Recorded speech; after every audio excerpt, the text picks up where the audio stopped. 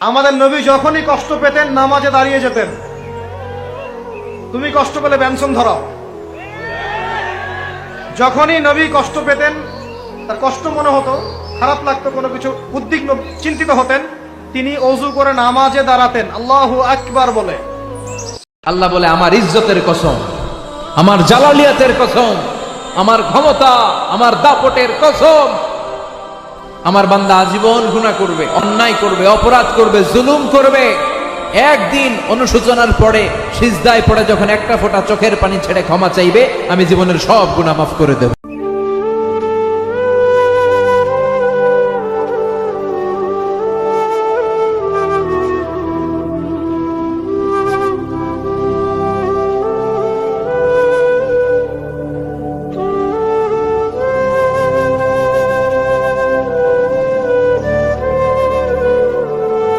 খুবই সূক্ষ্ম শিরক।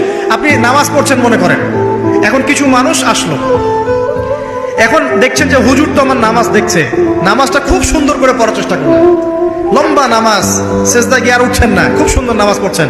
এই যে মানুষকে দেখানোর জন্য নামাজটা পড়ছেন, এটা শিরক। এটা কি? এটাও শিরক। যে কোনো পাপ হয়ে যাক, আপনি পড়ে যান আবার উঠে দাঁড়ান, আবার পড়ে যান আবার উঠে দাঁড়ান, পাপ হচ্ছে হোক, হতাশ হয়েন না। আপনি হয়তো নেশা ছাড়তে পারছেন না, অ্যাফেয়ার ছাড়তে পারছেন না, সুদ ছাড়তে পারছেন না, নামাজে ধরে থাকেন, নামাজ লেগে থাকেন, নামাজটাকে শক্ত করে ধরে থাকেন, ইনশাআল্লাহ দেখবেন নামাজ আপনার সমস্ত পাপ থেকে আপনাকে বাইরে নিয়ে আসবে। তওবা করবেন আজকে।